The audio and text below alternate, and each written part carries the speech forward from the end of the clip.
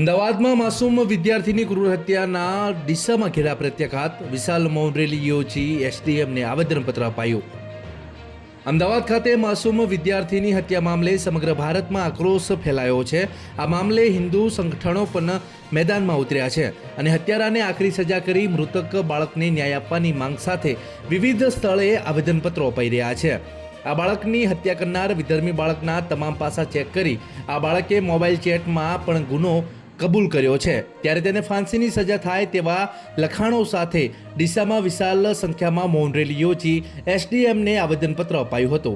આ વિરોધ રેલીમાં સિંધી સમાજ ઉપરાંત શિવસેવા સમિતિ, હિન્દુ યુવા સંગઠન, જીવદયા ફાઉન્ડેશન જેવા સંગઠનો તેમજ મૃતક બાળક પ્રત્યે સંવેદના ધરાવતા તમામ સમાજના અગ્રણીઓ બહોળી સંખ્યામાં જોડાયા હતા અને ભવિષ્યમાં આવી કોઈ ઘટના ના બને તેવી તકેદારી રાખવાની જરૂર પર ભાર મૂકી જ્યાં આ ઘટના બની તે શાળા સામે પણ આકરા પગલાં લેવા માંગ કરાઈ હતી. આ વિરોધ રેલી એસડીએમ કચેરી પહોંચ્યા બાદ નાયબ કલેક્ટરને આવેદનપત્ર સુપરત કરાયું હતું.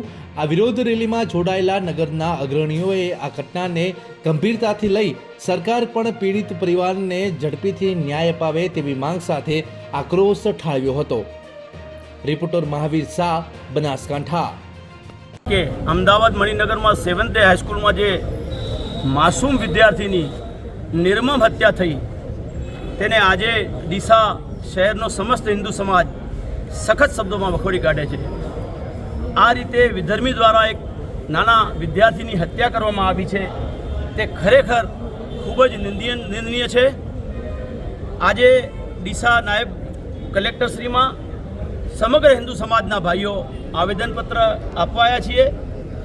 અમારી લાગણી અને માગણી છે નાયબ કલેક્ટરશ્રી પાસે કે આપ શ્રી અમારી રજૂઆત ગુજરાત સરકારમાં પહોંચાડો, ગુનેગારોને કડકમાં કડક સજા થાય તેવી અમારી માગણી છે. હું તો કહું છું આવા વિદ્યાર્થીને ફાંસીથી ઓછી સજા થવી જોઈએ નહીં, કારણ કે સ્કૂલના બાળકોમાં જો આ સંસ્કાર હશે તો બાળકો જ આપણું ભવિષ્ય છે. અને સ્કૂલમાં જો આ શાળાના સંચાલકો, શિક્ષકો કે આચાર્ય પ્રત્યક્ષ અથવા પરોક્ષ રીતે જો સંકળાયેલા હોય અને દોષિત જાહેર થાય તો એ દોષિતોને પણ કડકમાં કડક સજા થવી જોઈએ.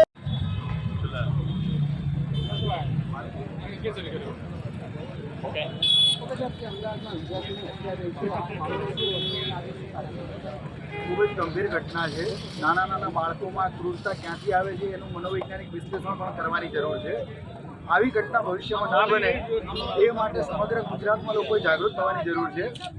આપણે સીધા છીએ, આપણે સજ્જન છીએ, આપણે વેપારી છીએ, આપણે સારા છીએ, આપણે ગરીબ છીએ, આવા વિશ્લેષણો વાપરીને નપુસક બનવાના બદલે આપણા બાળક સામે કોઈ આંગળી પણ ચીંધે તો એની આંગળી કાપવાની તૈયારી રાખવાની એટલા માટે જરૂર છે કે કાયદાએ પણ આપણે આ છૂટ આપી છે. સ્વરક્ષણનો અધિકાર આપણો દરેકનો છે. અહીંયા પણ આપણે જોઈએ છીએ સ્કૂલો, કોલેજોની આજુબાજુમાં દીકરીઓને હેરાન કરવા માટે બેફામ લુખ્ખાઓ ફરતા હોય છે. આવા લુખ્ખાઓને પણ જો આ વહીવટીતંત્ર, પોલીસ તંત્ર પાઠ ના ભણાવી શકે તો બાળકોના વાલીઓ તરીકે આપણી પણ જવાબદારી છે કે આવા લુખ્ખાઓને પકડીને જાહેરમાં ધોઈએ. વધુમાં વધુ શું થશે? 323, 324ની ફરિયાદ. પણ આવા ડરના કારણે આ અવ્યવસ્થાને ચલાવી ના લેવી જોઈએ અને બાહોશ બનીને આપણા કોઈ પણ બાળકની સામે કોઈ આંગળી ચીંધે, અને બાળક મારું કે તમારું એવું વ્યક્તિગત નહીં, કોઈ પણનું બાળક હોય.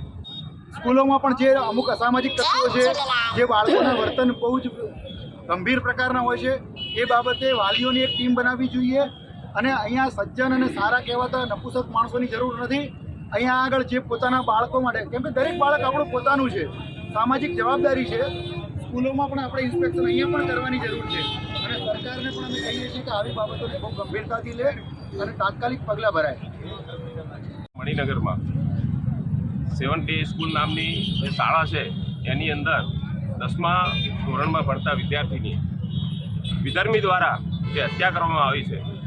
આજે સમગ્ર હિન્દુ સમાજ ખૂબ આક્રોશમાં છે અને સમગ્ર હિન્દુ સમાજ આજે ડીસાની અંદર પણ ભેગું થઈ એક મૌન રેલી રૂપે માન્ય નાયબ કલેક્ટર સાહેબને આવેદનપત્ર આપે છે.